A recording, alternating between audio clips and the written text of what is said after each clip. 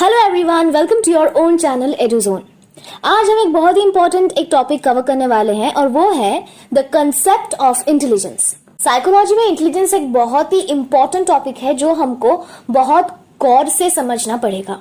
तो हम स्टार्ट करते हैं इंटेलिजेंस की 4 डिफरेंट डेफिनेशंस के साथ, जिसके दौरान हम समझेंगे कि ये इंटेलिजेंस होती क्या है और एमिनेंट पर्सनालिटीज इंटेलिजेंस के बारे में हम लोग को क्या क्या बताए हैं। तो चलिए आज का क्लास स्टार्ट करते हैं। सो वेस्लर क्या बताए हैं? इंटेलिजेंस इज द एग्रीगेट और global capacity of the individual to act purposefully, to think rationally and to deal effectively with his environment. So, according to Wessler, intelligence क्या है? Intelligence है एक aggregate. अब ये aggregate क्या है? Aggregate है collection, मतलब collection of different things. ठीक है, जो फ्रैगमेंट्स में बटे हुए हैं, कुछ ऐसे थिंग्स को हम एक कलेक्टेड फॉर्म में एग्रीगेट बोलते हैं। हम फिर इंटेलिजेंस को क्यों एग्रीगेट बोल रहे हैं? इंटेलिजेंस के साथ एग्रीगेशन का संबंध क्या है? एग्रीगेशन मतलब ये जो डिफरेंट टाइप्स ऑफ कैपेसिटीज है, एबिलिटीज है, जो कॉग्निटिव फंक्शनिंग होता है ना, इस सब के पीछे का कारण है इंटेलिजेंस। इसीलिए इंटेलिजेंस को एग्रीगेट और ग्लोबल कैपेसिटी, हम ग्लोबल कैपेसिटी भी कह सकते हैं, क्योंकि इंटेलिजेंस एक ऐसा चीज है जो हर एक व्यक्ति में प्रेजेंट रहता है, चाहे वो ज्यादा हो चाहे वो थोड़ा सा कम हो। तो हम नेक्स्ट वीडियोस में पढ़ेंगे कि इंटेलिजेंस लेवल जिन व्यक्तियों में बहुत ही ज्यादा होती है उनको हम क्या बोलते हैं, और जिन व्यक्तियों में इंटेलिजेंस लेवल बहुत ही कम होते हैं उनको हम क्या बोलते हैं। फिर आएगा हमारा गिफ्टेड चिल्ड्रन और बैकवर्ड चिल्ड्रन की कंसेप्ट। तो उसे समझने के लिए फर्स्ट हमको समझना पड़ेगा कि इंटेलिजेंस क्या होती है। अब ये जो 3 अलग अलग चीजें हैं, पर्पसफुली हम एक्ट करते हैं, हम बहुत रैशनल तरीके से सोचते हैं, और जो डिफरेंट सिचुएशंस आता है या जो हमारा एनवायरनमेंट है उसके साथ हम बहुत इफेक्टिवली डील करते हैं। तो ये सब हम एक साथ करते हैं, इसीलिए इसको एक एग्रीगेट और ग्लोबल कैपेसिटी बोला जा रहा है डी वेस्लर के द्वारा। Now according to Thorndike, intelligence may be defined as the power of good responses from the point of view of truth or fact. इसका मतलब क्या है? इंटेलिजेंस वो एबिलिटी होता है एक इंसान का जिसके लिए एक इंसान पॉजिटिव रिस्पॉन्स दे पाता है। ये एक पावर है एक इंसान का जिसके लिए वो गुड रिस्पॉन्सेस दे सकता है। वो समझ सकता है कि कुछ सही है, कुछ गलत है, क्या कुछ फैक्ट है और क्या कुछ नहीं। Next, we are coming to definition of Woodworth. According to Woodworth, intelligence means intellect put to use. It is the use of intellectual abilities for handling a situation or accomplishing any task. अच्छा, अब ये intellect क्या होता है? Intellect का मतलब होता है the power of the mind to think and to learn. कुछ चीज सोचने के लिए और जानने के लिए जो पावर होता है उसको इंटेलेक्ट बोला जाता है। इसको बहुत ही सिंपल तरीके से हम समझ सकते हैं कि एक इंटेलिजेंट पर्सन जैसे सब सिचुएशंस को हैंडल करते हैं, मतलब जब हर सिचुएशन को वो इंटेलेक्चुअली हैंडल कर पाता है, बहुत ध्यान से सोच समझ के जब एक पर्सन एक सिचुएशन को हैंडल करता है, उसको हम बोलते हैं कि एक पर्सन इंटेलेक्चुअली एक सिचुएशन को हैंडल कर रहा है। बहुत ही ध्यान देकर, बहुत ही सोच समझकर एक सिचुएशन को हैंडल करना। It is the use of intellectual abilities for handling a situation. Yes, it is. और अकॉम्प्लिशिंग एनी टास्क। अकॉम्प्लिशिंग एनी टास्क मतलब जो भी काम एक पर्सन करता है उसको बहुत ही ध्यान से इंटेलेक्चुअली क्या ठीक है क्या गलत है, बहुत ही सोच समझ के प्लान करके, प्लान मतलब कुछ लिख के प्लान करना नहीं है, वो आप मेंटली प्लान कर सकते हो। तो ये था हमारा इंटेलिजेंस की definition according to Woodworth. According to Gardner, intelligence is the ability to solve problems that counters in real life and the ability to generate new problems to solve. Gardner क्या बोल रहे हैं? गार्डनर बोल रहे हैं intelligence is the ability to solve problems, मतलब जो problems हम रियल लाइफ में फेस करते हैं उन प्रॉब्लम्स को ठीक से सॉल्व आउट करने का जो एबिलिटी होता है वो इंटेलिजेंस है। And the ability to generate new problems to solve, इसका मतलब क्या है? कुछ प्रॉब्लम्स तो हम खुद सॉल्व कर लेते हैं, पर कुछ प्रॉब्लम्स हमको खुद को जनरेट करना है, मतलब कुछ प्रॉब्लम्स को हमको क्रिएट करना है, जिन प्रॉब्लम्स को सॉल्व करने के लिए हमारा इंटेलिजेंस का यूज करना पड़ेगा। तो ये था हमारा 4 डिफरेंट डेफिनेशंस ऑफ इंटेलिजेंस और ये डेफिनेशंस बहुत इंपॉर्टेंट हैं। तो अब हम पढ़ लेंगे इंटेलिजेंस की कुछ कैरेक्टरिस्टिक्स। यहाँ पर टोटल 7 कैरेक्टरिस्टिक्स है, तो इससे आप आसानी से एक लॉन्ग आंसर लिख सकते हैं।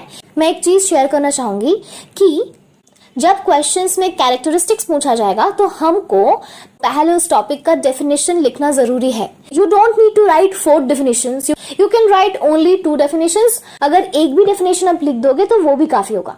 इसके बाद आप कैरेक्टरिस्टिक्स के साथ शुरू करना। हमारा first characteristic, it is the universal capacity. Intelligence is the universal capacity of an individual which helps to gain other secondary capacities like decision making, judging, etc. हाँ, हम वेस्लो की डेफिनेशन में पढ़े थे कि इंटेलिजेंस एक ग्लोबल कैपेसिटी है। इसका मतलब क्या है, वो जो सेकेंडरी कैपेसिटीज होता है या जो सेकेंडरी कैपेबिलिटीज होती है उसको कंट्रोल कौन करता है, उसको कंट्रोल करता है हमारा ग्लोबल कैपेसिटी इंटेलिजेंस।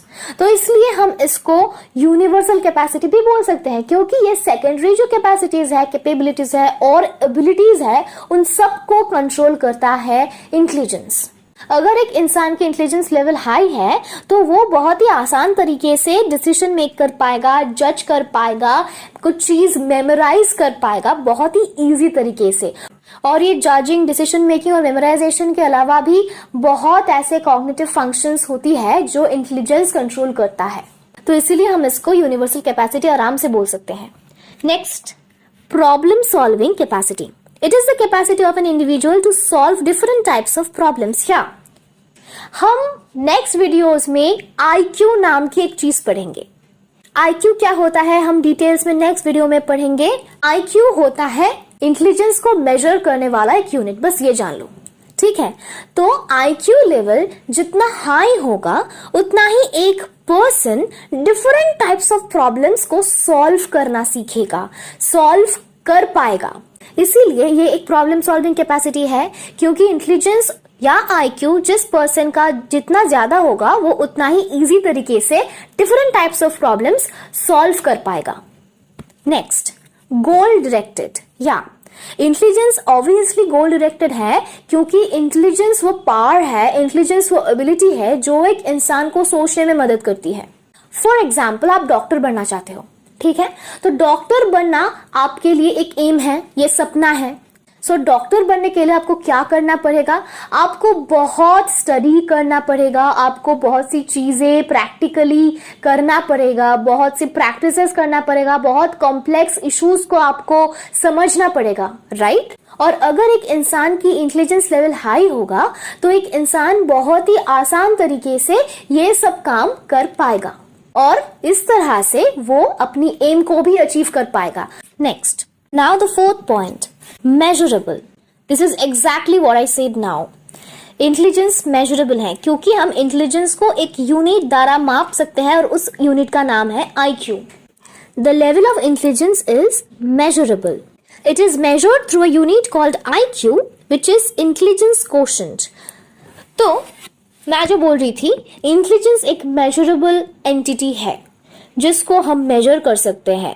किसका इंटेलिजेंस लेवल हाई है, किसका इंटेलिजेंस लेवल लो है, इस चीज के ऊपर बेस करके हमारा गिफ्टेड चिल्ड्रन और बैकवर्ड चिल्ड्रन की कंसेप्ट आता है। तो आप अभी तक ये जान लो कि इंटेलिजेंस को हम मेजर कर सकते हैं और इंटेलिजेंस को हम जिस यूनिट के द्वारा मेजर करते हैं उसका नाम है intelligence quotient. And the formula of IQ is mental age divided by chronological age into 100। mental age क्या है? mental age है एक पर्सन की thinking ability as compared to the other person of the same age। उसे हम normal नहीं कह सकते, अब नॉर्मल भी नहीं बोल सकते। ये जो हम बहुत आसानी से बोल देते ये तो अब नॉर्मल है, ये अब नॉर्मल नहीं है, इसका IQ लेवल कम है, इसका जो मेंटल एज है वो कम है, ठीक है। तो मेंटल एज कम होना इसका मतलब अब नॉर्मलिटी नहीं है, ये जो हमारा मेच्योरिटी है वो कम हो जाता है मेंटल एज से। हमारा जो थिंकिंग कैपेसिटी है वो एक जगह आकर सीज हो जाता है। हम नेक्स्ट कुछ कैरेक्टरिस्टिक्स के अंदर पढ़ेंगे कि हाँ मेंटल एज एक सर्टेन एज में सीज हो जाता है। एक मैं डेफिनेशन अगर दूं तो a person's mental age is a measurement of their ability to think when compared to the average person's ability at that age. इसका एक प्रॉपर एग्जाम्पल है, कोई मिल गया. हमारा नेक्स्ट कैरेक्टरिस्टिक, रिफ्लेक्शन और manifestation of behaviour. The level of intelligence reflects through the behavior of an individual. Behavior of an individual depends on past experiences of life. Intelligence plays a significant role in human behavior. बिल्कुल सही, क्योंकि एक इंसान की जो behaviour है, जो action है, वो किस चीज पे डिपेंड करता है? इंटेलिजेंस पे. And in some cases, intelligence is dependent on the past experiences. और ये जो पास्ट एक्सपीरियंसेस है वो एक पर्सन की इंटेलिजेंस को शेप भी करता है.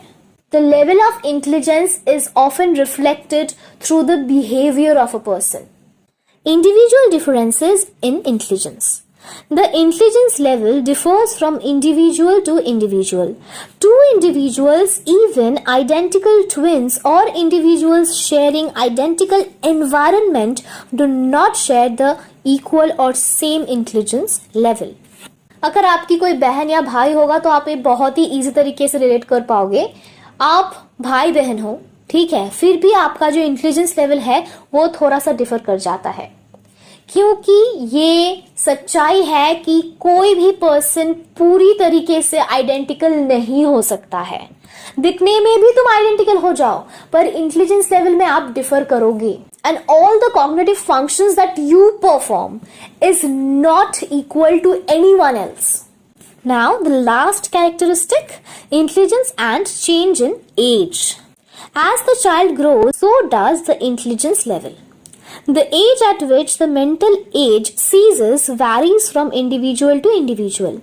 It tends to stabilize after the age of 10 and is fully stabilized during adolescence, which is 16 years. मैं अभी बोल रही थी कि एक सर्टेन एज होता है, एक सर्टेन टाइम होता है जिसके अंदर अंदर ये सीज कर जाता है, मतलब ये स्टॉप हो जाता है. मैं अभी बोल रही थी कि मेंटल एज एक पीरियड ऑफ टाइम के अंदर अंदर सीज कर जाता है, मतलब स्टॉप हो जाता है. एक पर्सन जब मेंटली फुल डेवलप्ड हो जाता है उसके बाद ये जो मेंटल एज है वो सीज कर जाता है. And 16 is the maximum age. इसके बाद एक पर्सन की मेंटल एज नहीं बढ़ सकता. इस 16 एज के अंदर अंदर एक इंसान की मेंटल एज पूरी तरीके से डेवलप कर जाता है. ये जो थिंकिंग कैपेसिटी, मेमोराइजेशन हो गया, जजमेंट, ये जो सब फंक्शंस होता है ये पूरी तरीके से सीज कर जाता है, स्टॉप हो जाता है, क्योंकि ये डेवलप कर जाता है. So these are the characteristics of intelligence and I hope ये आप रिलेट कर पाए हो और इंटेलिजेंस का कंसेप्ट भी आपके पास क्लियर हो चुका है. तो अब मैं ये पूरा स्क्रीन क्लियर कर देती हूँ, आप चाहो तो स्क्रीनशॉट ले सकते हो.